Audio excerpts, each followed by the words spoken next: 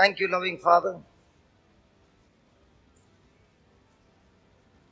Thank you for the past days that you gave us so much new revelations, understanding, revealing to us the truths from your holy scriptures. Lord, help us to grow more and more in your word and transform our lives. Have your way in our lives, O Lord. We ask you this in the glorious name of Jesus. Amen. Please sit down.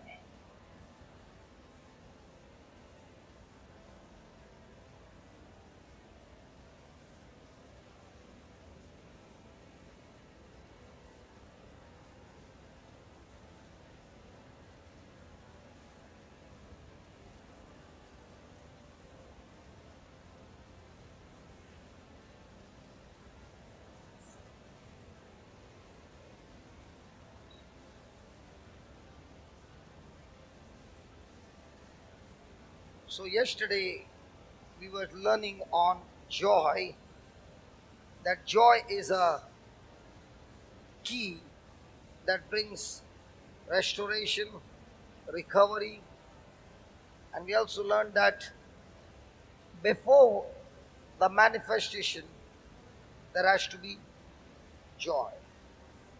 Joy is a choice of a person when he keeps his mind stayed on God's word, God's promises. Now let's go to Habakkuk chapter 3.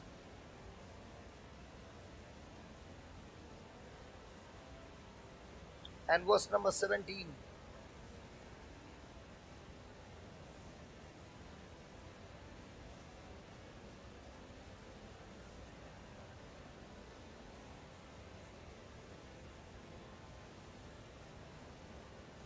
Are you ready? Let's read it together. Although the fig tree shall not blossom, neither shall fruit be in the vines, the labor of the olive shall fail, and the fields shall yield no meat. The flock shall be cut off from the fold, and there shall be no herds in the stalls. Now, when you read this passage, this particular scripture, does it speaks about good news, bad news, or extreme bad news? So here's a situation that everything has failed. In every area there is a failure. In every area there is bad things that have happened. And there's no hope. Hope has become hopeless. Situation has become extremely worse. Now look at the 18th verse. What does he say? Yet I will rejoice in the Lord. I will joy in the God of my salvation. Now, yet, say that yet. Say that again. Say that again. Say that again. Now, was the situation right for him to rejoice? So as a Christian, for us to rejoice, should it be that the situation should be right and then only I can rejoice? The Bible says, no. You can be in a very extreme bad situation and yet you can make the choice of rejoicing in the Lord. Now, quick question to ourselves. We can rejoice when everything is going on fine. But can we rejoice when everything is hurting within you? When you look at the 17th verse, the person has lost everything. There's nothing remaining. A total loss. And all that loss comes at the same time. But the prophet says, yet I will rejoice in the Lord. I will joy in the God of my salvation. I will joy in the God of my salvation. Means, when I rejoice, that joy will bring forth salvation. What is salvation? Salvation is your healing, your deliverance, your protection, your prosperity, your preservation, the whole package, nothing broken, nothing missing in your life. Now he says, God is a God of all these provisions. He is my healer, He is my savior, He is my protector, He is my provider, He is everything, the whole package. But for God to move and bring those things in my life, I need to open the door with rejoicing. And that's what he says. Yet I will rejoice in the Lord. I will joy in the God of my salvation. Means I can see with my eyes everything has gone bad, but I can also see that God who is on my side is a God of recovery. He is a God of restoration. He is a God of multiplication. He is a God of prosperity. He will take something and turn it around and make it beautiful. Because God is interested in doing mighty things in our life. Why is He interested in doing mighty things in our life? Because He loves us. And because He loves us, He wants to do these mighty things, that when you receive those mighty things, you, like God, now want to imitate your Father and go around doing mighty things in other people's life, not with your strength, but with the joy that brings the strength of God, and now you're doing it in other people's life by the grace of God. So just because today my life is a mess doesn't mean it will remain the same till the end. The Bible says the things that we see are temporary. Say that. Can you see your neighbor? The neighbor is temporary. It's not for eternity. Everything that you see is temporary. It's subject to change. It's not permanent. And once you realize that God is saying the things that I see are temporary, but the things that He has declared in His word are for all eternity. Praise God. Hallelujah. Hallelujah. So if you see some sickness in your body, tell that sickness, I just saw you and I got news to tell you, you are temporary.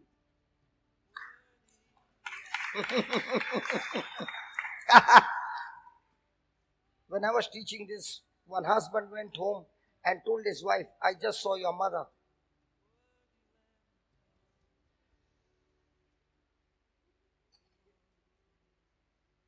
Hallelujah. See, listen. Might be today there's a bad situation. And that bad situation might be talking to you. And even when you told everybody good night, that situation is not even giving you a good night.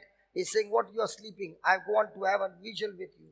And the whole night he talks to you, makes you cry, makes you miserable, gets you into depression and all those things. Now when such things happen, the prophet says, I will yet rejoice in my God, because when I rejoice in my God, the situations that are coming against me are temporary. The joy of the Lord will destroy those situations and turn it around and bring manifestation of good things in my life. Here I am standing before you, my friend, a person who has lost everything in life.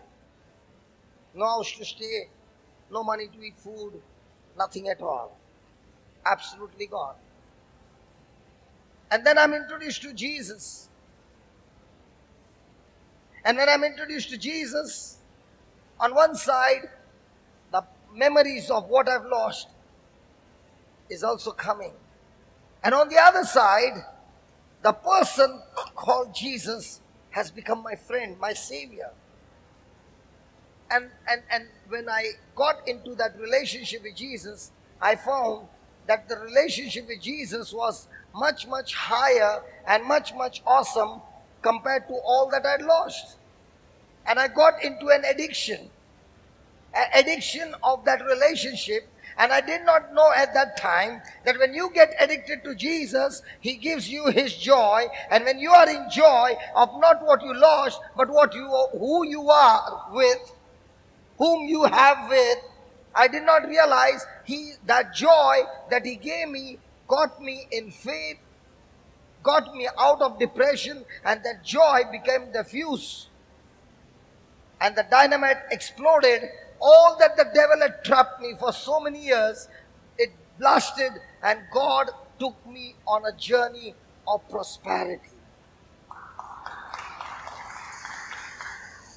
And when I began to realize that, I don't need substance in my life. I need the one who created those substance in my life. And when I have him, praise God, he supplies all my needs. I said he supplies all my needs. Was the breakfast good? I tell you, today afternoon, I was telling Anthony, put more salt, Prabha, in the food, because whenever you cook this food, it's so tasty. And then I have a issue. You fill your stomach, and then I have to preach in such a way that your eye don't close. Not even your one eye. Praise God. And you know what he turned and said? I'm going to make it more tasty today.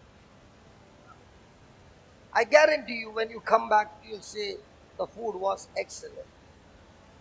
Now, why is it that we want to give you the best? Because we know the one who supplies to us is the best.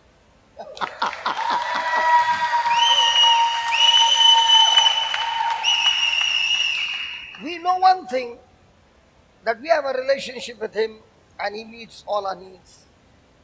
And that's why there is a joy. You know, when you do something for somebody and it's free and the numbers are increasing, you'll be under tension. My God, more kharcha. Correct? Here we are so happy when more people come, because we know the more people are receiving Jesus, they are receiving the spiritual food, they are receiving physical food, they are going back with joy, and when they come back with result. What result? Manifestation of God's glory. So can you just pause for a moment and think about the situations that are like arrows coming against you and poking you all around, and you're bleeding and you're hurting? Can you look at that situation and say, yet I will rejoice in the Lord? I know it's painful, but yet I will rejoice in the Lord. You know, somebody was talking to somebody, and their conversation began, and it began and began and began. And somebody said, I was in deep worship, and somebody came and touched me. Come on, when somebody's in worship, don't disturb somebody. But now he touched me, and I came out of that worship. I was angry. But at the same time, the Lord said, come on, if somebody slaps you on one cheek,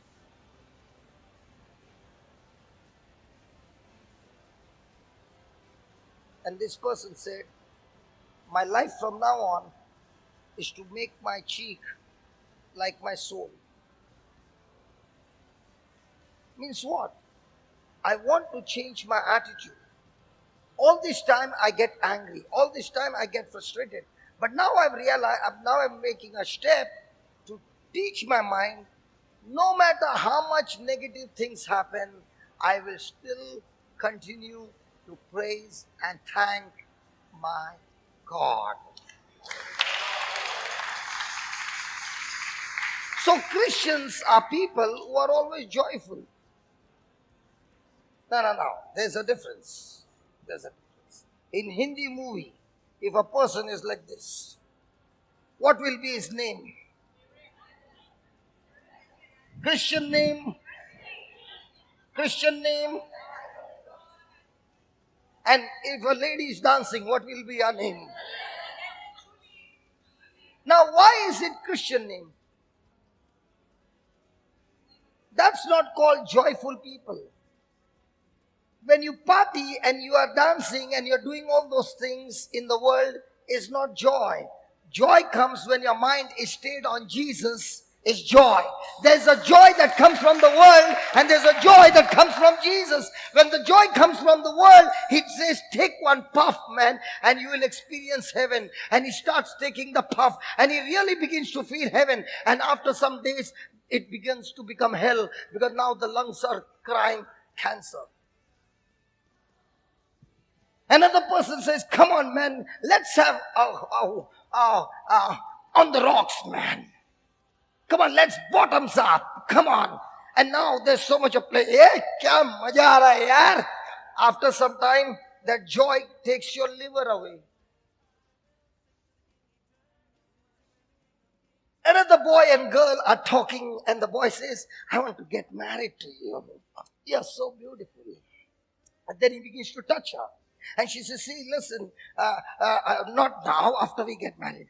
Listen, everywhere it's happening.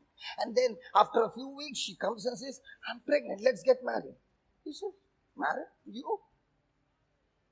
You see to it yourself.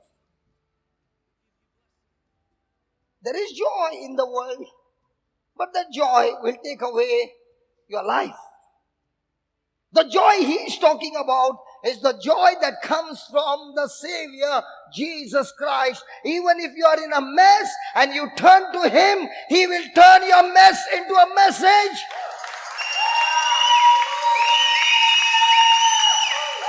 So what joy are you talking about? Are you talking about the joy that the scripture speaks about, where your mind is fixed on the scripture? Or are you talking about some joy that is giving you from this world?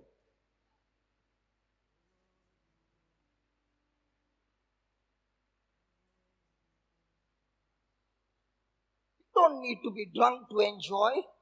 Yesterday we saw some of them going crazy. Even if you take the hardest drink, you don't become like that. And some who were watching were wondering what happened. If you want to explain that, just you have to start. Aha, eh, oh, aha, eh, aha, eh, oh. Now when you started with faith, from the belly will flow the joy of God. Faith always looks mad.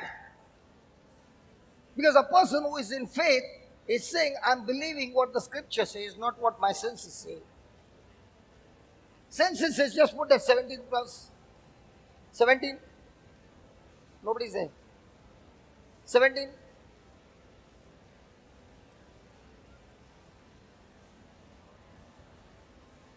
Although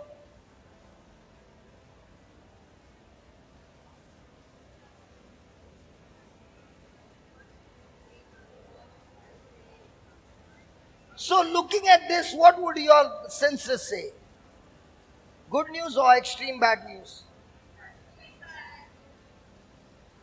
So can a person rejoice in a situation like this? But a Christian has a born again Spirit of God in him.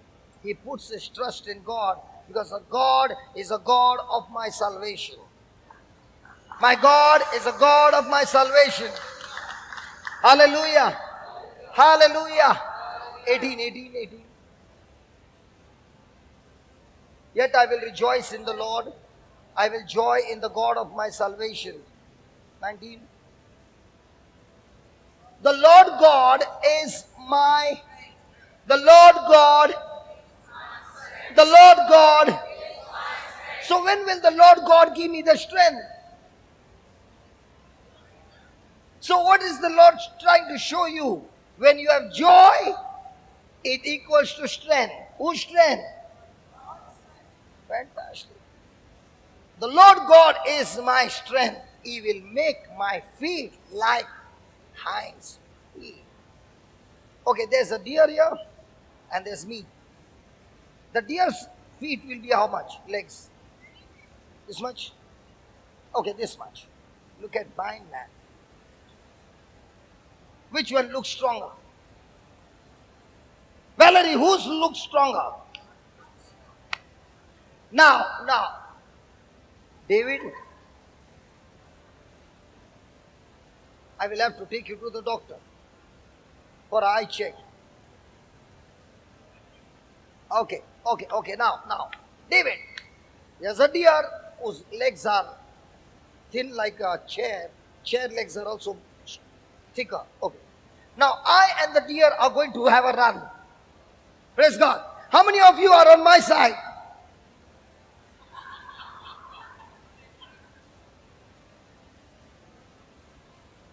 How many of you are on deer side? No. Isn't it funny? My leg looks strong. His looks like a stick. But when we have to run, he can run at a great speed. Right? What's the meaning? God has put his power in those legs and created for the deer to run at a speed we can't even imagine. In the same way, God is saying, when you are rejoicing, I'm going to put my strength in you, that when people look at you, they will say, hey, he's not qualified, he's not qualified, he's not qualified, but we don't understand how he gets the results. Because looking at him, he looks totally disqualified. He is not even having that wisdom. But when he's on the job, God only knows where whatever he does, there is success. That's what happened to Joseph. You put me in this department, I'm successful. You put me in that department, I'm successful. Put me anywhere, I'm excellent. How come? Because when his brother sold him as a slave, he had two options. Sit down there, cry, and curse his brothers. Two, be joyful and say, God, I don't understand why I'm here, but I still trust you that you are taking me on a journey to fulfill my dream. And this is a part of that plan and the process that I have to go through. So I'm going to rejoice. And when he kept on rejoicing, what did God do? He gave him a strength by which in every department he went, he was successful. What happens to you when you are in a particular department and all of a sudden you get a transfer? And they put you on a lower department. That is enough to get you depressed. Is it true? Come on, is it true? Because for us it is all about status, man. Position, man. And if you are a Christian, man, you are crucified on the cross long time back, man. The day you got born again, you are no longer living, but Christ, he lives in you. So where's your position? Crucified. So who is living in you? Jesus. Have you ever seen Jesus sitting and crying? Or was he joyful all the time? Was he crying? There also he was fighting. That's why when he came back, he said, let's go and get the job done. He was praying. He was not depressed that he did not want to go there. He was depressed because when he would be on the cross, he would be separated from his Father. He was not bothered about the beating, the bleeding, the death and all that. No. He did not want to be separated from his Father. That's why he said, my God, why have you forsaken me? So please understand, his eyes were fixed on his Father, and now for the first time in eternity, he's going to be separated from his Father because of us. And that is what made him depressed. But he did not stay there. He came back victorious and he said, God, Father, if that's what you want, that's exactly what you will receive from me. Hallelujah. So are you going to make a choice to rejoice? So I give you all liberty. Listen to this. During the break, trouble people as much as you want. Are you listening? Are you listening? I remember we were in Dacia and it was a live-in retreat in those days. And I told the people who were registering, please see that you don't send anybody back who have come with a bag. The capacity of the center is only 35 to 40. 35, clean, 40, extremely squeezy. They said, okay. I said, don't send anybody. After a few minutes, they came and said, brother, we have registered only 135. I said, good. Take more. They said, we don't understand. How are we going to sleep? How are we going to eat? How are we going to the washroom? I said, the real retreat is not when you're comfortable. The real retreat is, the atmosphere is uncomfortable. You come to the class, learn from the word of God, how to deal with uncomfortable situations and still be joyful, get the strength and then start living. But I'll tell you, when you are a preacher, you always get a special room. Is it right? Come on. In the Bible, Jesus says, if you are the leader, you be the servant. But here, if I am the leader, I will get the best room. That's why you should be a preacher. So I got a special room. And now 135. And there were some sick people who came. I said, you can take my room. So they said, where do you sleep? If I don't get anywhere place, one place I can get, one step is enough to sleep. And when I went and slept on the first step, there was no problem with anybody. Everybody went and searched wherever they got a place and they went to sleep. Morning when they got up, I said, how was the sleep? Fantastic. It's only in your mind, I did not get this place and I did not get that place. Because after you're sleeping, you don't even know where you're sleeping. Only before the sleep you're looking there. Or even in your sleep. It's all in your mind. And I'll tell you, that was the best retreat of my life. And I told them, we have got special people over here. Some with the badge, some without the badge. Their job is to trouble you. And if somebody troubles you too much, you can come and inform me. In those 5 days retreat, there was not a single complaint. In the morning, people were standing outside the washroom. Come out soon. Come out soon. But there was no complaint. Each one helping the other one. Are you in more emergency? You can go, brother. But please come quickly. Everything was superb. And that was the real retreat. The real retreat is not when you're comfortable. The real retreat is when you're uncomfortable and you're training your mind to rejoice in that uncomfort and still focus on Jesus. So what we are going to do in the afternoon is, we are going to get the chairs out and everybody will sit on the floor. Some of them fainted. Hallelujah. Can we change our thinking and rejoice? That's why I've got no problem anyway. Adjustable to anything. No problem. Food is there, praise the Lord. Food is not there, praise the Lord. It's all in the, hello, it's all in the, because this body always wants nice, nice, nice. And if you give this body too much love, this body will make you life miserable. But if you beat that body and bring it to discipline, then you can tell the body, shut up and go to sleep. Hello, yes? See, there are many of you who want hot water, right? I'm getting reports now.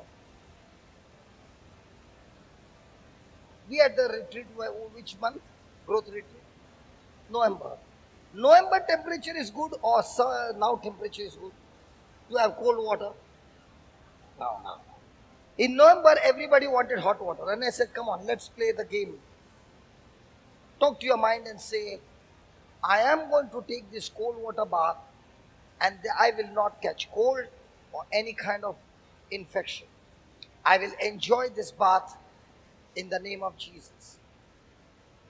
And everybody started having cold water bath. And some of them, they can't stand cold water. Instantly they will get cold. And they came back and said, now we began to learn to fight, man. I had a cold water bath. Nothing happened. If you go with fear, as your mind thinks, as your heart thinks, so it is. John, correct? We removed the hot water from there and we said, you can still have it. Nobody wanted. And in this summer, some people want hot water. We'll give you. We'll give you. Whatever you want, we'll give you. But you will be the delicate darling all your life. Check it out. You know, some people, they are very, very hygiene, conscious. Even if they have to eat food, first that liquid will come. Now you don't even need water. and then they will eat food. Why they are doing that? Lot of germs, no? Yeah, a lot of germs. Look at their life. They got more sickness than anybody. You know why? Do you know why? Because they have killed so many germs all their life that their body has got nothing to fight. So the body has become delicate, darling. But you look at the laborers' children, full infection and even mud. Anything happens? Our children, yeah, mommy, nice, nice, nice. Delicate darlings. Look at your neighbor's eyes and say, hi, delicate darling.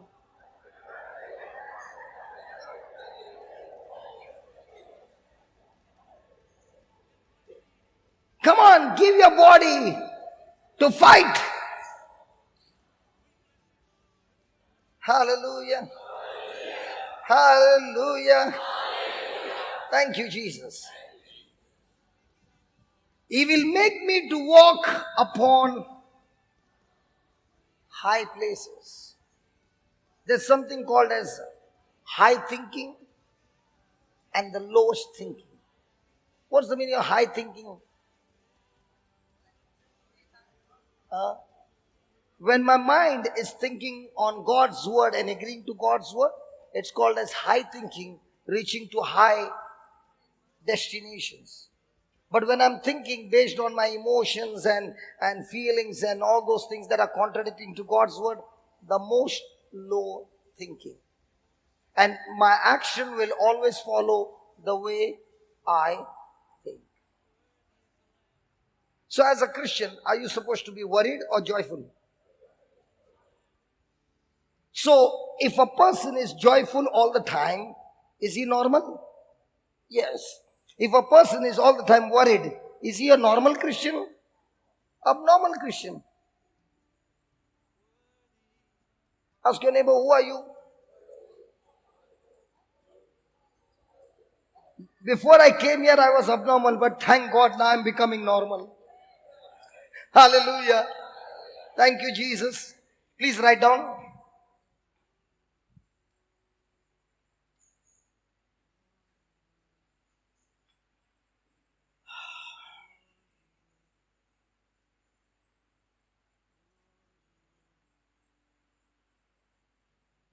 The situation does not have to be right. The situation does not have to be right. That please put that capital letter right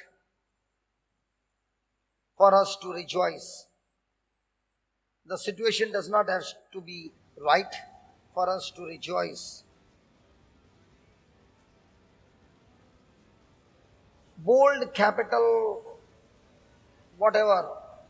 Please write it with bold letters.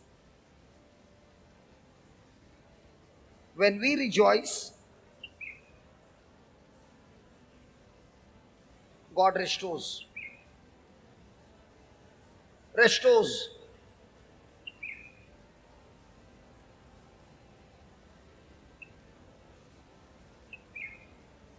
How do you know? Put the 18th verse.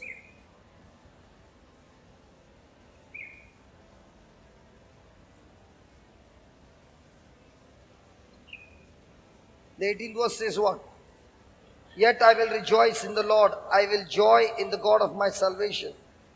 The Lord God is my strength. So when does he get that strength?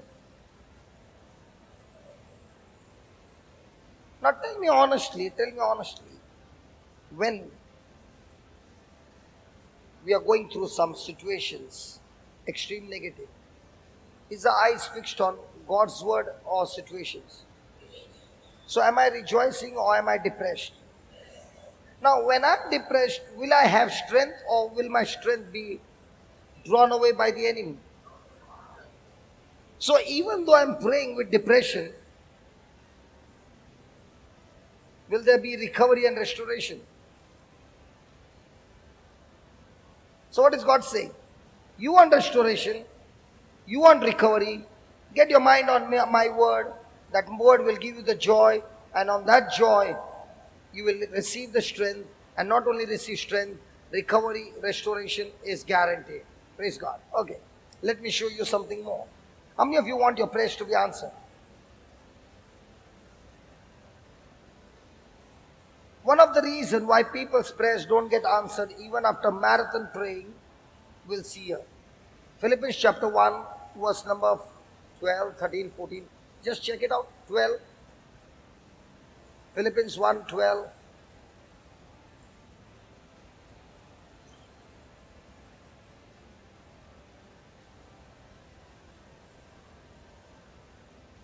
Philippians 1, 12. Philippians 1, 12. I'm troubling Nathan. I told you I'm supposed to put pressure. So I've already started putting pressure on Nathan. And he's smiling from there. I lost. Philippians 1, 12. He's still laughing. Okay, give me 11. Okay, 12. But you should understand, brethren, that the things which have happened unto me. Now, Paul is in the prison. Hey, Paul is in the prison. So if he's in the prison, he should be joyful or sad? Now look at him, what he's saying. I would that you should understand, brethren, that the things which happened unto me have fallen out rather unto the furtherance of the gospel. 13. So that my bonds in Christ are manifest in all the palace and in all other places. Now, Paul has been put in the prison. He is guarded by soldiers. Now, can Paul go and preach the gospel anywhere? No. So he's saying, in the natural, I've been stopped from going to other places. But I thank God they put me in the prison because I got a congregation in the prison who comes to meet me every day. I got now Bible students here. Because when I go to the crowd, not necessary, they will come the next day. But I got the soldiers there who come every day on duty, and I'm preaching the gospel to them. So when I preach to the guards, the news has not only gone there, the news has spread all over the palace. The gospel would have never entered in the palace. Thank God he put me in the prison. Now they also can listen to the gospel in the palace. What would you say? What would we say? God.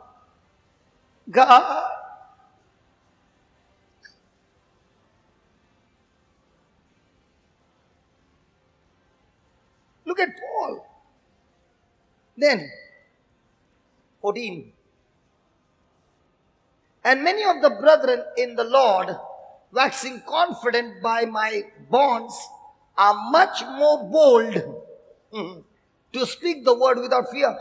See, listen, the leader is gone in, but there's a gang out there, and they can see that their leader is not depressed inside, but inside he's got the same fire and preaching the same gospel to the soldiers and to the palace. In the palace, they are excited and saying, if he can do that inside the prison, what are we doing outside the prison, sitting and hatching eggs? Come on, let's go and let's get the job done. Can you ask your neighbor, what are you doing? Let's go and get the job done or hatching eggs? Come on, let's be serious, man.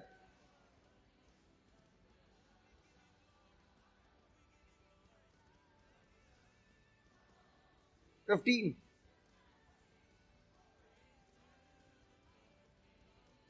Some indeed preach Christ even of envy and strife, and some also of goodwill."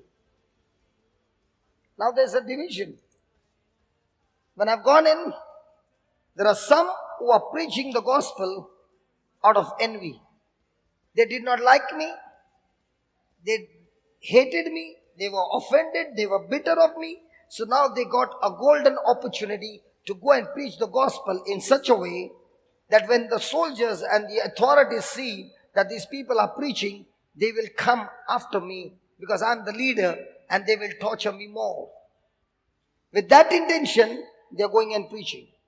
But there are some who are preaching with an intention, if he has finished his race and is locked up, we will continue from there because we love Jesus.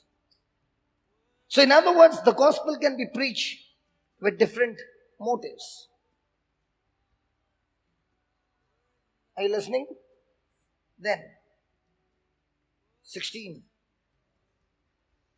The one preached Christ of contention, not sincerely, supposing to add what? Affliction to my bonds. So they are going to cause more trouble to me. 17. But the other out of love, knowing that I'm set for the defense of the gospel. Come on. First of all, I'm in the prison. My ministry is over. I'm going to face a death sentence. I'm tortured. And now these people are torturing me more with their wrong heart condition. Paul should have been sitting and crying. But look at what Paul is doing. Look at that. 19. For I know, you went very further. 18. What then, notwithstanding, every way, whether in pretense or in truth, Christ is preached. Whether, notwithstanding every way, whether in pretense or in truth, Christ,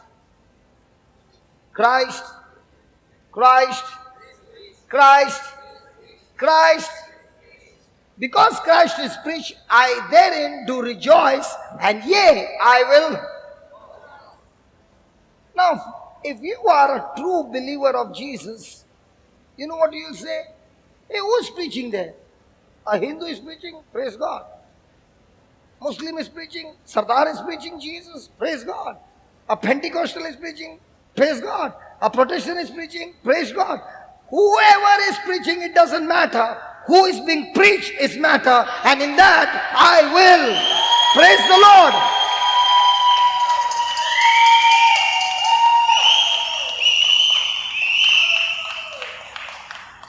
The Spirit of God does not bring division. The Spirit of God leads us to Jesus. There's no competition in God's kingdom. And that's what Paul says. I don't want to see who they are. I don't want to see what intention they are preaching. I'm interested in one thing. If they are preaching Christ and bringing salvation to those people who don't know Jesus, I will rejoice in the Lord. I will rejoice in the Lord. Now, so many spirits inside is screaming inside you.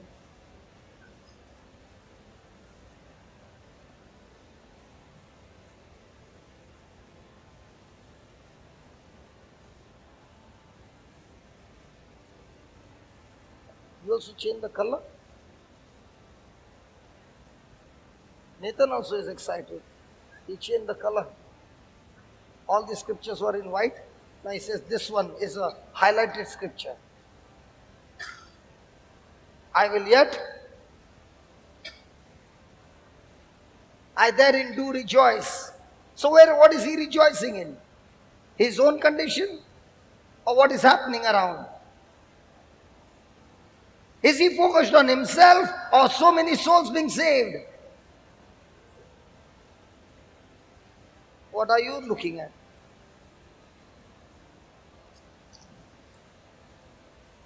Come on, what are we looking at? And what about the souls that are going to hell? It's all about us. 19. For I know, say that I know. Say it again. For I know that this shall turn to my salvation through your prayer and the supply of the Spirit of Jesus Christ.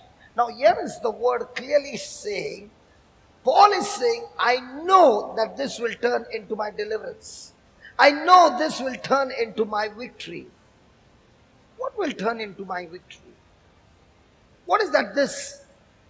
I know that this. What is that this? My rejoicing, my joy will draw what? The Spirit of Jesus Christ. Your prayer is good that you are praying for me. But if I'm not rejoicing, I just short-circuited your prayer. Let me prove it to you. Let me prove it to you. Jesus is preaching on sower and the seed. In Mark 4, then he goes into the ship and says, let's go to the other side. There's a storm. He deals with the storm. Everything is calm. He reaches the other side. There's a man with a demonic spirit. He cast out the spirit. The man is healed. He comes on to the other side. Jairus' daughter is on the point of death. There's a woman with the issue of blood. She gets healed. Jairus' daughter gets healed. Now with all that beautiful ministry, he comes to his hometown in Nazareth. Now he's preaching over there. He wants to bless his people. But are his people rejoicing or offended? The Bible says, let's put that, let me show you that. Mark 6, I think it's 6, 7, 8, just see. Good. Then, no, he could not heal. Just see that scripture, where it is 5. 5. Jesus could there do. You mean to say Jesus had no power, huh? Hey, you mean to say Jesus had no power? Hey, Jesus had no power? He had power. But were the people offended or rejoicing? So if you are offended, can the Spirit of Jesus deliver you? He cannot deliver you till you renew your mind and start rejoicing in the Lord. So just because you go around telling everybody, pray for me, and some of them will even take a photograph of their family and say, this is but at the same time depressed. Will the Spirit of Jesus show up? Come on, talk to me. So is joy so very powerful? And for that joy, it's my decision. It's my option. I can be sorrowful, worried, bitter, offended. 2, no matter what has happened, I fix my eyes on the Lord and I rejoice.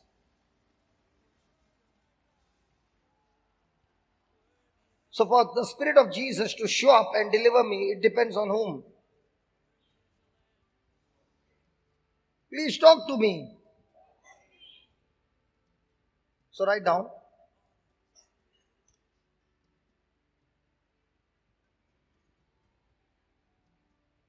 The Lord God is my strength. The Lord God is my strength.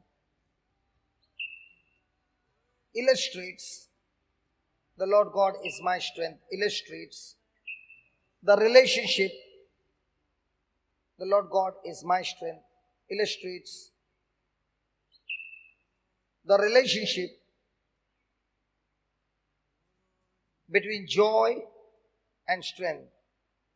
Between joy and strength.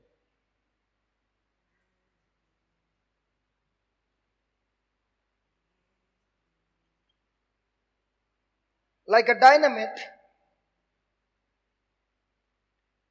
joy is the fuse to our faith. Joy is the fuse to our faith. Faith is required. Faith is required to take possession, faith is required to take possession of all grace has made available. Of all grace has made available. But a fuse is needed. But a fuse is needed to ignite the dynamite. But the fuse is required, is needed to ignite the dynamite. So faith is like what? A dynamite. It can bring the mountain down. Praise God. But it requires a fuse. So all that God has promised us is the grace of God. We don't deserve it, but He gives it to us. But for that promise to take the ignition and explode and bring that grace into manifestation, I need joy. Hallelujah. Thank you, Jesus. Let's go to Jeremiah 33.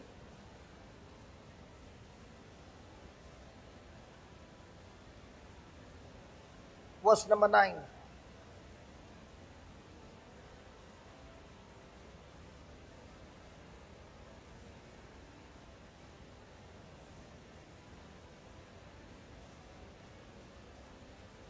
Jeremiah 33 verse number 9.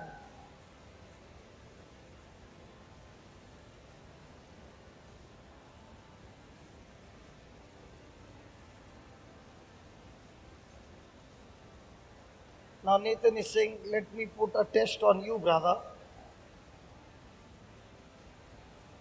I'm not bringing that scripture out. You want to put pressure on me? I'm putting some pressure on you to see how you react now. Isn't it a wonderful game? So we have some players that play the game with us every day, or putting some pressure on us. So shall we play the game or be depressed in this game? Huh? Praise God. The city will be, and it shall be to me a name of joy, a praise and honor before all the nations of the earth, which will hear all the good that I do unto them, and they shall fear and tremble for all the goodness and for all prosperity that I procure unto it. So this is what God is saying, that this is what He's going to do. Hallelujah. 10. Thus says the Lord again, there shall be heard in this place which you say shall be desolate, without man and without beast, even in the cities of Judah and in the streets of Jerusalem, there are desolate, without man and without inhabitant and without beast. 11. The voice of and the voice of bridegroom and the voice of bride, the voice of them that shall say, praise the Lord of hosts, for the Lord is good, for His mercy endureth forever, and of them that shall bring the sacrifice of praise into the house of the Lord, for I will cause to return the captivity of the land as at the first, says the Lord. Now, in this scripture we find that there has been extreme destruction. But in the midst of all that, the Lord is saying, I want you to rejoice. Praise the Lord. When a situation like this happens, that there is no man, no woman, no inhabitants, no beast in a land, it's all got destroyed. In a land like that, can you rejoice or can you complain? What would be natural for a person who is experiencing this? Complaining, crying, being sad. So I want to tell you, a person who is complaining, murmuring, and is sad, you are wasting your time. Because if that time is used to rejoice, then your breakthrough is coming soon. But if you are all the time depressed and sad and full of fear and full of worry and carrying all the stress, my friend, you are delaying your own manifestation of God's glory in your life. And that's why he's saying, first the voice of joy. Look at that. First the voice of joy, then the voice of gladness, then the voice of bridegroom. Come on, in a land where there are no people, now marriages are taking place. Can a marriage take place in a lonely place? What's God saying? I'm going to restore everything back. But before the restoration can come, there has to be a voice of, there should be a voice of. But in a situation like this, do you hear a voice of joy or you hear a voice of complaint? The world has been teaching us all these things. That's why you open the newspaper. What do you see? The voice of joy or the voice of all kinds of bad news? And all that we are reading every day, we also practice the same news channel and we go around telling the news of our life full of. Where did we learn that? In this world. So the next time you are a person who is all the time complaining, murmuring and sad, you are wasting your time. Its time is running out. No breakthrough. Please write that. It is tempting to murmur. It is tempting to murmur, complain, and be sad.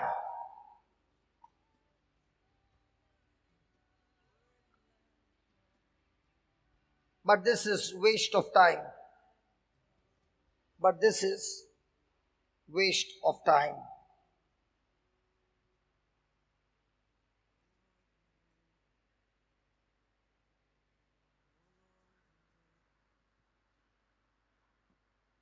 Look at the next slide. Praise the Lord of hosts, for the Lord is good, for his mercy endureth forever, and of them that shall bring. Hey, come on, when you are in a situation like this, can you ever praise God and thank God? Do you feel like praising God? When you're hurt, when you are going through some negative pressures, do you feel like praising God? Come on.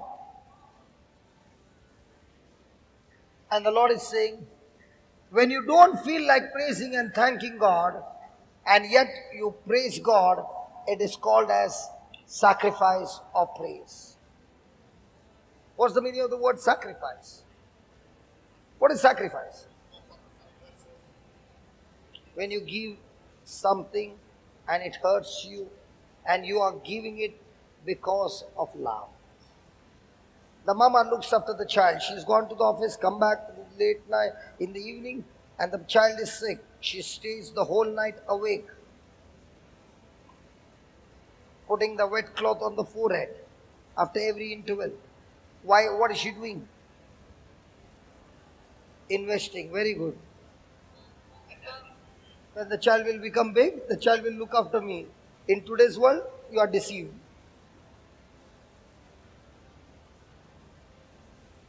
The world is teaching you how to make everybody sacrifice for you.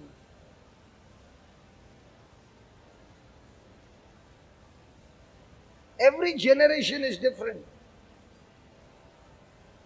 When we were small, we used to come to grandma's house, and all of us cousins and everybody would gather together, and we would be 18 to 20 of us, uncles' children, aunties' children, all of us, and we used to stay there for 1.5 months, and even when we are going, they are crying, why are you going? And while going, they will give a jackfruit and coconut and all that. Do you remember that generation? Try doing this generation. When you are entering in only, they'll ask, how many days? Okay, next question. When we were small, did we ever have the guts to open our mouth to our dad and mom? We got married, we got children. Did we ever open our mouth? Today's children, the society teaches them. Your dad and mom are shouting, all.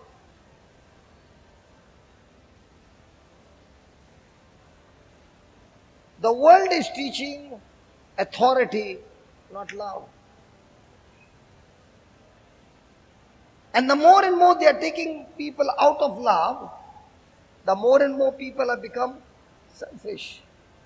I always want to search for one grandmother and grandfather who had a divorce. Till today I did not get.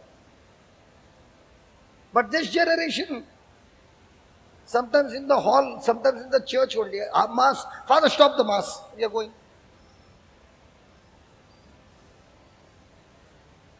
But during that time there was no divorce. Grandma and grandpa. Grandpa was a good man. And during that time, grandma had only one child. One dozen, yeah, well, that's what I'm saying. John, you interpreted right. Now these mamas have got what? One or two already? Khalas. Some of them 15, 18 children. Still the grandma is still today strong man. Is it right or wrong? Tell me, talk to me, yeah, talk to me. And let's say grandpa died when children were small. What did grandma do? She became the angel, pulled all the bogies, got them all married, and still she's strong.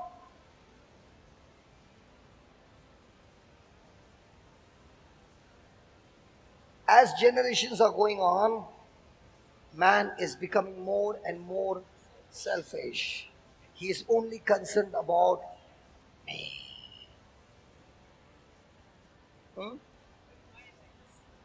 Now selfie.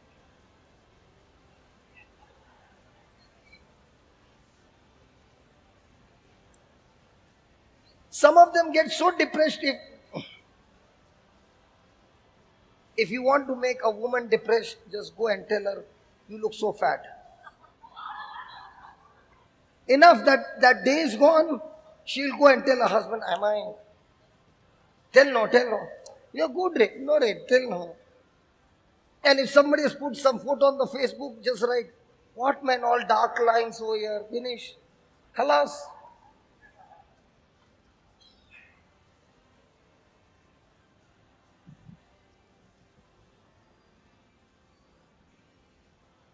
But nobody is saying dark lines over here, man. Dark lines over here, I want to put all the cream and make it white. Dark color is over here, let it be red. Hallelujah. Thank you, Jesus. So write down. Praise God. Praise God. When we do not feel like it. Praise God when we do not feel like it. Is a sacrifice. Praising God when we do not feel like it is a sacrifice. When we do this, when we do this, He promises to restore. He promises to restore everything in our lives. He promises to restore everything in our lives that was taken captive. Everything. He promises to restore everything in our lives that was taken captive.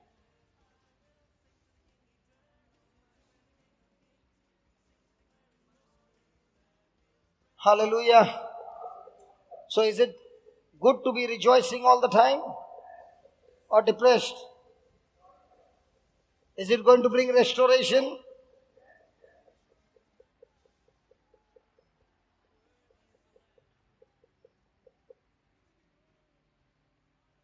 So no matter what the enemy has stolen, it will not only be restored, it will be restored 7 times.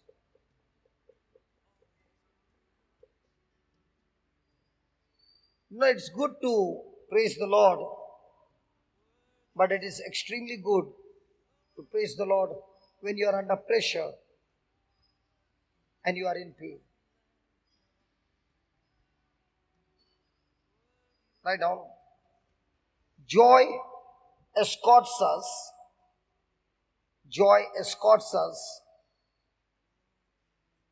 or joy takes us to the place of rest. Joy takes us to the place of rest and delivers us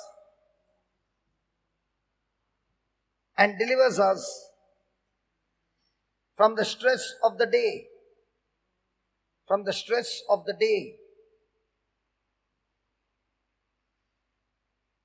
The cares of the situation. The cares of the situation. And the worries of the circumstances. And the worries of the circumstances. And the worries of the circumstances.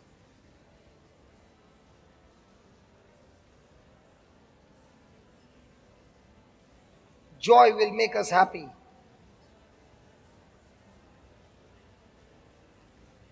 Joy will make us happy.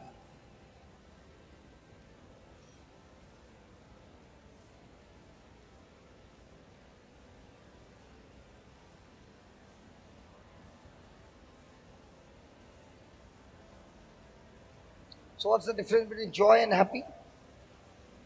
You wrote yesterday. Happy is what?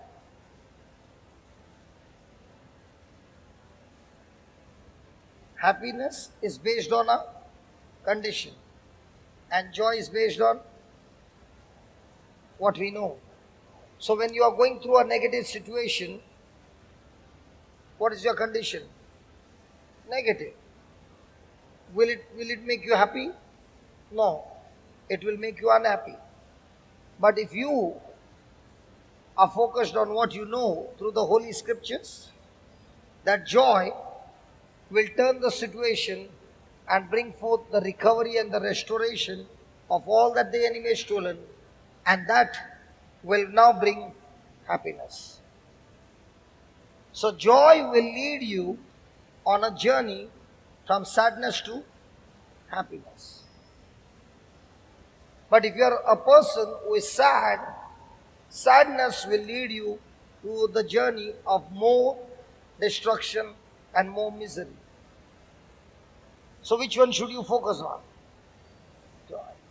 So no matter how bad your situation is, when we make that choice of praising God, thanking God in that situation, believing that God has got not just plans but mighty plans to do great and mighty things in my life, and that He is with me, He will never leave me, never forsake me, praise God, that joy will lead to happiness.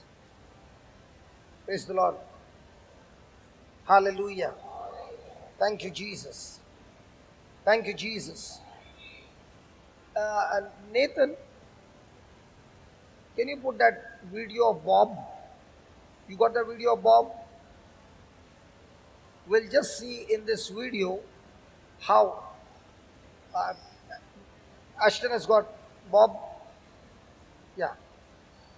We'll look into this video. We'll look into this video how a person's marriage is destroyed, and how even in the midst of that destruction he finds joy, and how that joy takes him into supernatural manifestation of God's glory. This is practically, we will see a few testimonies. Even in the afternoon we'll get some testimonies, so that with testimonies it will help us to see how people could have got destroyed, but They did not take their sadness and sit down, but they turned their sadness over to God and kept focusing on God and His promises, and everything changed. 1 minute. Yeah, put it on. Yeah. Go ahead.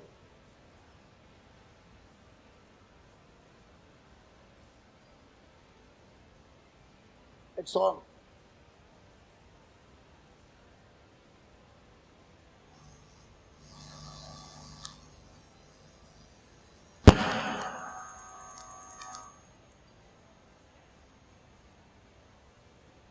Completely enthralled by her. Start from I the beginning. felt so safe with Bob because he loved God. I felt like I want a marriage like that when I grow up.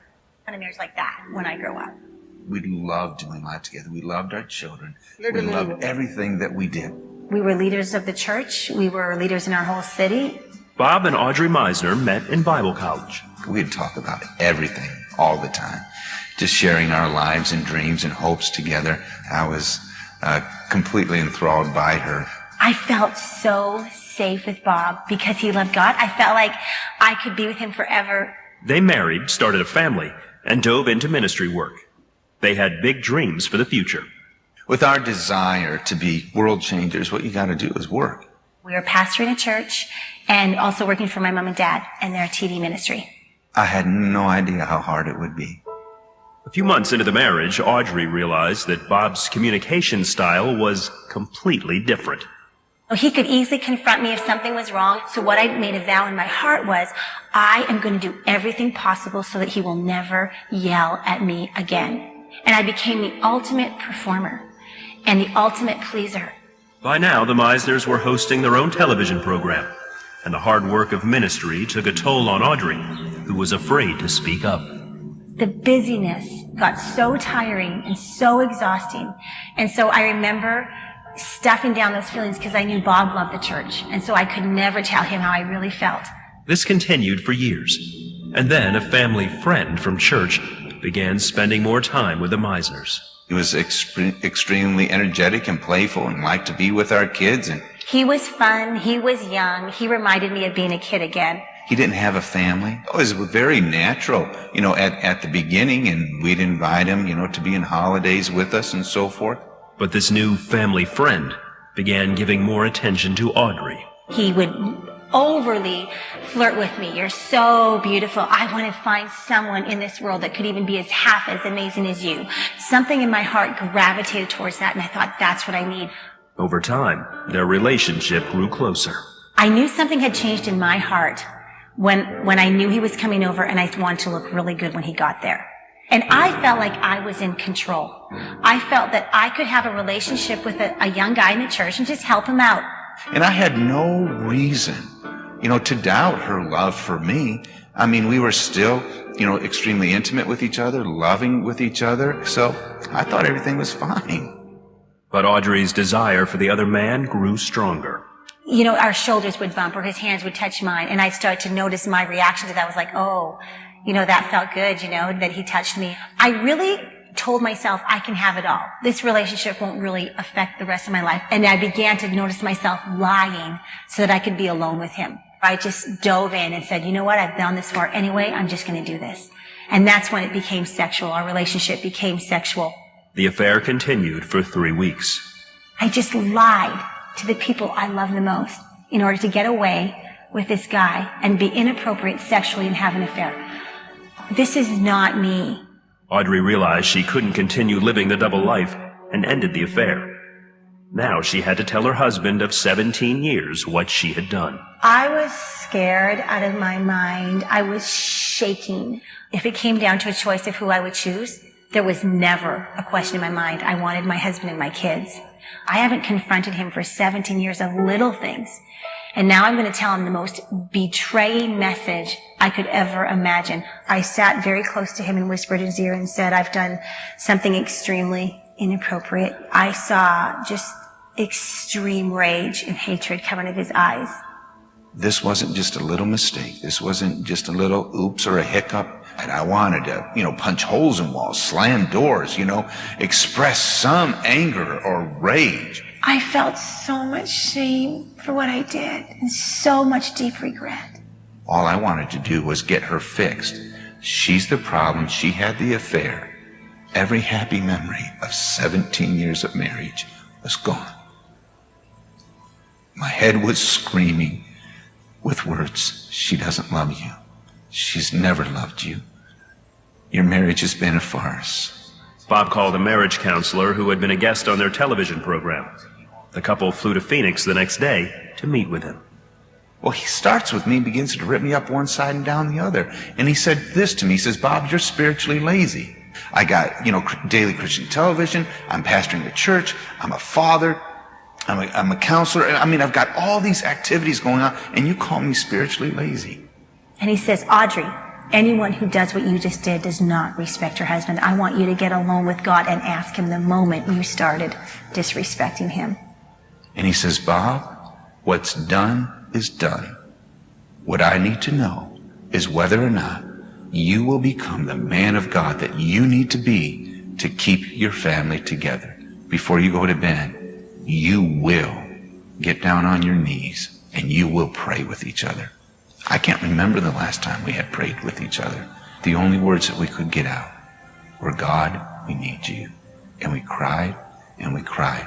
Every part of our relationship had to come to a new level of transparency. All of a sudden, there was no room for any secrets. But one big secret was yet to be revealed. A few months later, they received news from the doctor. Audrey was pregnant. I had had a vasectomy, so I knew, that it wasn't me. He must have seen the fear all over our faces, because he immediately followed that statement with the question, do you want to continue the pregnancy? And I immediately answered, yes, without a doubt. I was scared out of my mind. And yet, that was the first moment I felt strength from Bob. Before, everything inside of me wanted to punish her. Now I recognize that she's carrying a baby and that she needed my help. This baby's going to need parents. I want to be that dad. Bob and Audrey resigned from their positions, moved to Phoenix, and told their children what was going on. We knew that it was a biracial situation and that our children needed to know. I was so scared that my kids would be messed up because I'm one of those moms that I love my kids more than life itself. They walked in seeing a mom and dad sitting on the floor crying. I spoke to them how I loved their mom and that we're a family and that we belong together and that I'm not going anywhere. And with her held in my arms and covered, I looked at them and I said, you're going to have a baby brother. 5 months later, Bob and Audrey rushed to the delivery room. It was one of the most beautiful days of my life. This little boy was nothing but a gift, an absolute gift. When our son was born, I gave him my name, Robert. Middle name, Theodore, and then Meissner. Because I don't want my son to ever question one day in his life whose boy he is. Theodore means divine gift. 10 years later, Bob and Audrey's marriage is stronger than ever. Our relationship became dynamic like it had never been before. Because now I'm being honest and he's being honest. There needed to be a transparency and a vulnerability to be willing to be known by the other person. And so this was new territory for us. If we can get through the fears that keep you from communicating and the fears that keep you, in this dysfunctional dance and really start having a relationship with no secrets, there is nothing more fun than that. Our little Robert is our nutcake. He's so much fun, so full of personality, never a dull moment. And those 3 older kids love him with every part of their being. If you see them all together, there's so much laughter. For the extent that I have experienced his love and his grace, I'm the most thankful person you'll ever meet. I don't get what I deserve because of what he did. He paid this high price to really take my sin and to really take my shame. And because he lives inside of me, I don't get what I deserve. I get what he deserves. That's amazing love.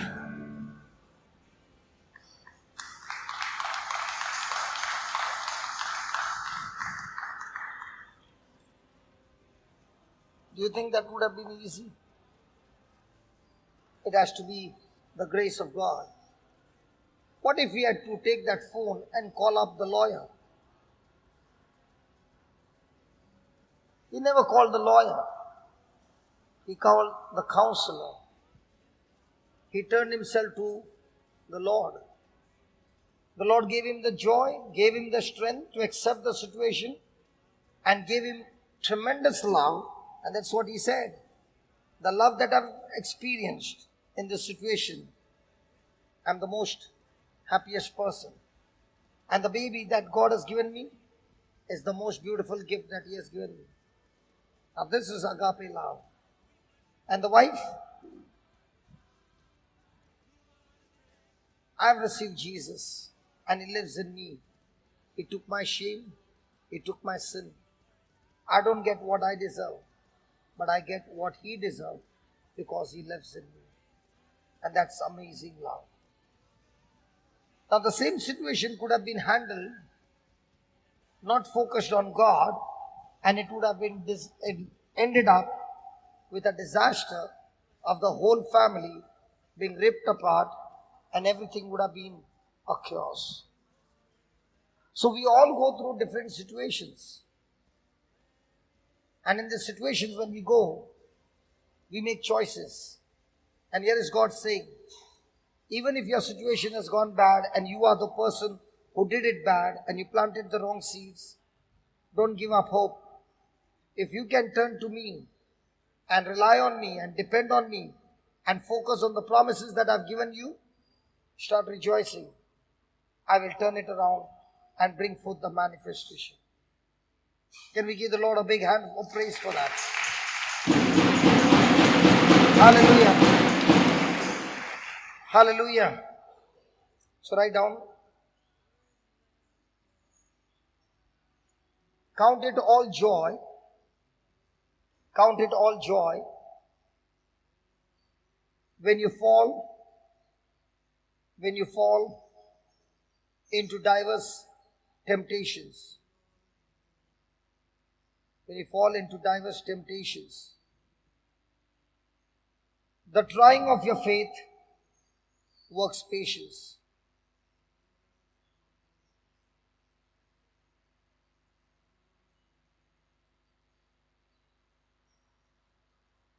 Now, just put that James chapter 1 verse 2.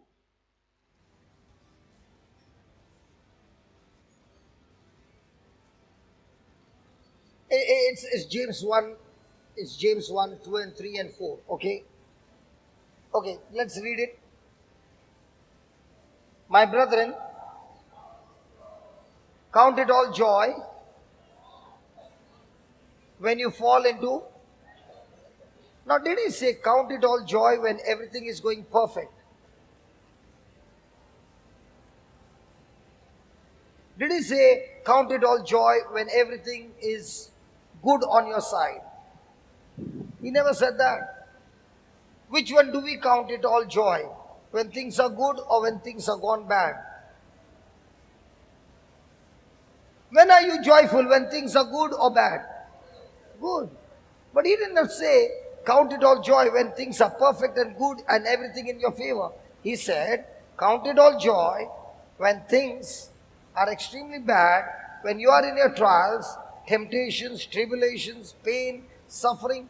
During that time, count it all joy. Do we do that? And because we do not do that, we do not reach the last, just give me the third verse. Fourth verse. I like the last two words. Read the last two words. Please read the last two words. Come on, read the last two words. Last two words. How many of us are praying for that? All of us pray for that. Lord, let there be no lack. Let every need of mine be met. Every desire be met and all that. But he's saying for you to get that, to that position, the first key is get into joy. Because if you have no joy, You will never reach a destination wanting nothing.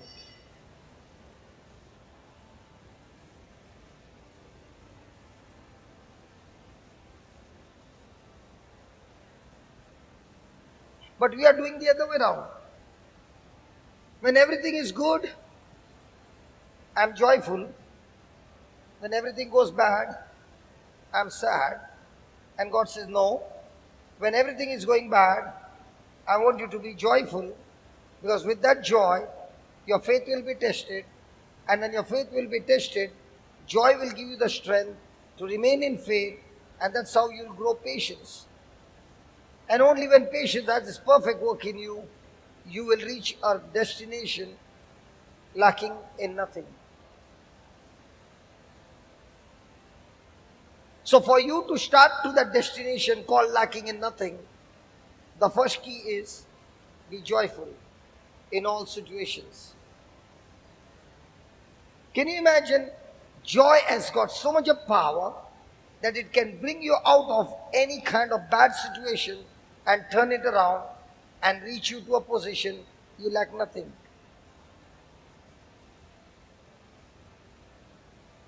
When I look into my life, Nathan was eating biscuits, Parle-G biscuits. That Parle-G has got a huge connection in my life. When I did not have money, I wanted to save money, because my intention was I want to start my business again. So I would get the money, but I would save that money.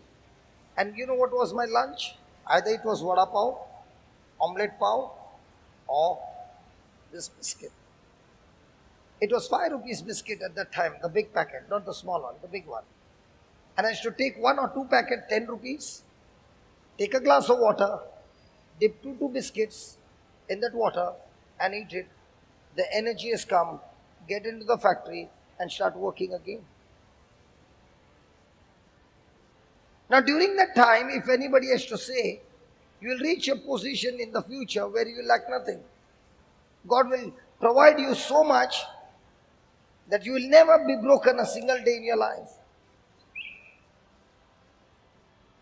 If somebody had to tell me when I'm eating those biscuits, I will say, what lies are you talking about? But 19 years later on, when I look what journey the Lord brought me, it's amazing. Even though having lost everything, I could be sitting there and crying, and I went into depression. But after meeting the Lord, I made a decision to be joyful all the time. He's on my side. He's going to teach me. And the same business which did not work now started to work.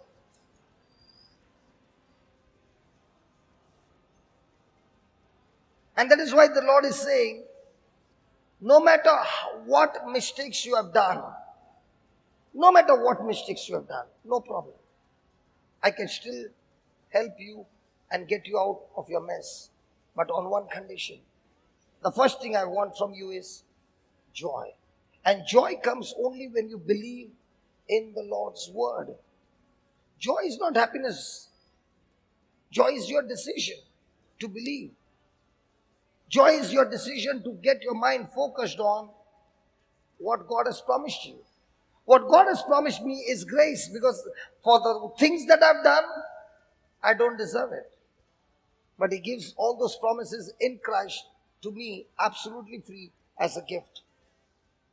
And if I choose to believe those promises, I'm already joyful, because I know it is on the way. Why do you think a farmer sows the seed? You know, when he sows the seed, he has actually lost that seed. If he has got mustard seed and he throws it, can he collect all those seeds back? He has lost it. But why is he still sowing? Because he knows the season is right, the soil is right. If I water it right, that seed will sprout, and that seed will not give me the same. It will be in multiples. In the same way now, when I understand this is the promise of God and this is what He said, So when I believe, I'm already joyful for the harvest that is on the way. All I have to do is to see to it that I focus on the crop. The farmer doesn't sow the seed and then goes to sleep day and night and saying, God, you make it happen. He has to go during the day and work in the field, and at night go to sleep without worry. But when he does his responsible work in faith and goes to sleep without worry, is he growing the crop? Or God has put that power in that seed to produce itself in multiples? Come on. The same way God is saying to us, when I have given you my seed called the Word of God, and if you have planted that seed in your heart and you are believing, do whatever is necessary, your daily duties. And the rest you leave it to me. I will make it sprout. I will make it grow. I will see to it that it matures. And when it comes back to you, it's not coming back the same. It's coming back in multiples. And the multiplication is so big that you can't even understand the multiplication.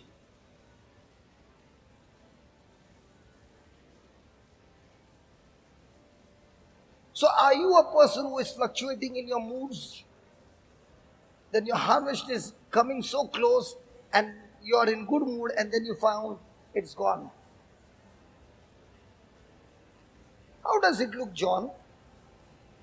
You went 3 kilometers this way and you have to go another 4. Okay? And then after 3 kilometers you took a U-turn and you went 10 kilometers this way, and then you came again 3 kilometers, 4 kilometers, took another U-turn and you went there. Your destination was here. Now where do you think you are going? Extreme opposite. So when you're sad, my friend, you're not going to the destination called lacking in nothing, but you're going to the destination called lacking in everything. And God is saying, if you can be just joyful, no matter what you see, I will take your vehicle with a U-turn and lead you to my destination, where I promised you all those things that my son did for you, and you will reach that destination called lacking in nothing. Can you ask your neighbor in a day, how many times do you take U-turn with your sorrow and with your sadness? Think about it.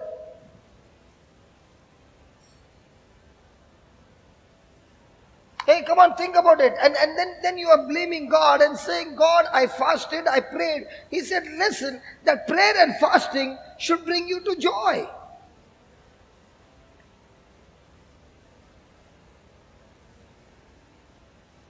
But if it's not getting you on joy, there's no U-turn taking towards God's destination. Because when joy comes, the first thing that joy will do is get that sorrow out of your mind, and you will be at rest. Say that, rest. Now, when I see you, you all look resting in the body, but not necessarily all of you are resting in your mind. Some of you are already looking at the watch when it's going to be tea time. So is that called resting? You are restless. Tea. And I'm saying lacking in nothing, tea. Lacking in nothing, tea. I said, listen, I'm taking you to a place called lacking in nothing. No, tea. We have our own wants and we want them now. And God is saying, no, I'm not giving you now. Show me some joy. That's your baby, right? Will you give a fire, matchstick and all, and a knife? When she grows up, you will teach her to cook. You will teach her how to cut. But now will you give her? She'll blow up the house. In the same way, God is not giving you the resources, because now if He gives you the resources, you will blow up everything. He says, show me some maturity with your joy, then I can trust you with the resources that I'm putting in your hand, so that I know that these resources will go to the right destination and multiply.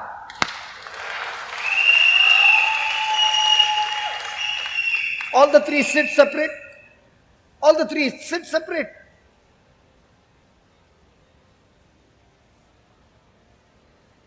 Michael, don't get distracted. What man, with everybody who's sitting next to you, you are going on talking?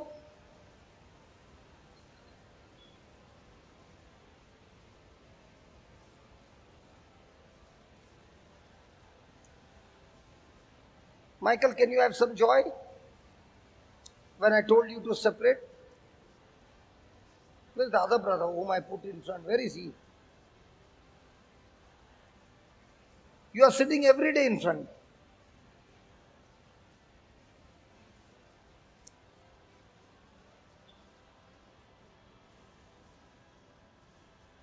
Marina, listen, she is a witness. Sit down, sit down, sit down. Do you remember one day you were sitting back? And what did we say to you? Now, from the time when I said, might be you must have got hurt, I don't know. But from the time you came and sat down there, has it profited you? Honest answer. Yes. Has life changed? Yes. Because when you sit behind, no, you not only see me, you see all others what they are doing. Because the focus is wide angle. But when you are in front, you don't even know what's happening behind. If I'm more interested, I don't want to sit behind. I want to get every stuff what God is talking about. And when you are in wide angle, now wide messages are coming. You know, how do I know a person is going to get destroyed? When he first comes, he sits on the first row. After that, he gets some knowledge, he goes to the second row. After that, he gets some more knowledge, he goes to the seventh row. After that, he gets the knowledge, he only comes to the last seat to talk to everybody. I know that person's life is over. Because now he's saying, I know. When a person says, I know, your life is miserable. Because you can say, I know, but we want to see some evidence in your life. Show me what's happening in your life that's supernatural. Don't come and put a title here, I'm so and so. Show me the evidence, I'll believe. Title, this world can give you big titles. But when the title is there and there's no manifestation, you are a fake man. Because the first scripture that we learned was, the Spirit Himself bears witness with our spirit that we are the children of God. Means what? When you speak, He comes and confirms what is being preached. And if it's not happening, there's something wrong with you, not with the Lord. Now, are healings and miracles taking place? Were they happening before? You are a teacher of the Bible, right? Before? In the catechism class? Were they happening? No. Why is it happening now? Because now you have changed. You can have a big title, man, but nothing's happening. What is very important is, when you open your mouth, God shows up.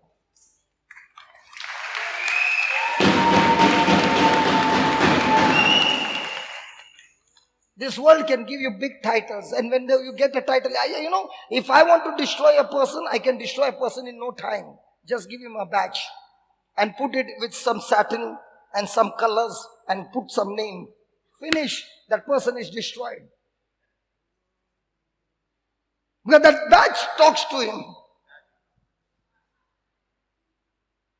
But when a person has got a badge in his heart of the Spirit of God, he has got no titles.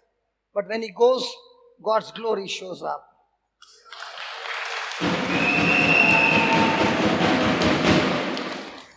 In your eyes, I might be looking like a Protestant, Pentecostal, whoever. It doesn't matter to you. It doesn't matter to me, sorry. I serve the same Jesus that you serve.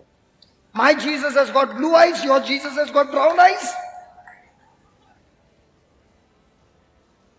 Wake up, man, wake up.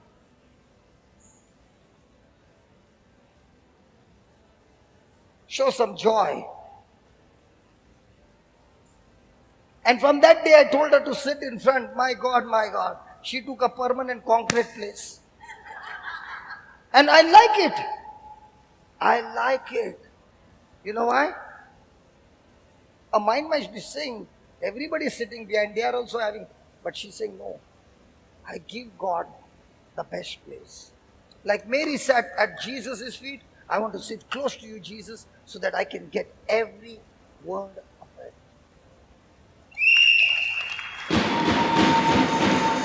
Hey, I told you also to sit. She was used to sit behind. The ones whom I love, I will say once, twice. If you don't want to hear, your choice. But I will surely see your life miserable in the future. Why? Because if you don't give honor and respect to the word of God, who is Jesus, what makes you think things will change in your life?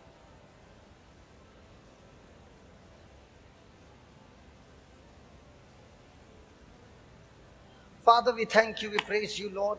Thank you that you're teaching us with practical examples. Only joy, joy, joy, joy. Joy and peace comes through believing your word. And without joy, there cannot be manifestation. You are giving us deep secrets that we never ever knew, Lord. And you are here to teach us. Please help us not to get distracted. Please help us to be passionate that these days will not go wasted, but we will grab every truth, every insight and revelation and put them into practice and see with our own eyes your glory. Because God, you are not a liar. If you said it, it will surely come to pass. But we are the ones who do not practice. We are the ones who are unfaithful. You are always faithful even to your word. Thank you, Lord. Thank you that even under pressure you are teaching us our mind to shut up and just submit to your word and be joyful and rejoicing in all situations and thanking you at all times. We thank you and we praise you in Jesus' name.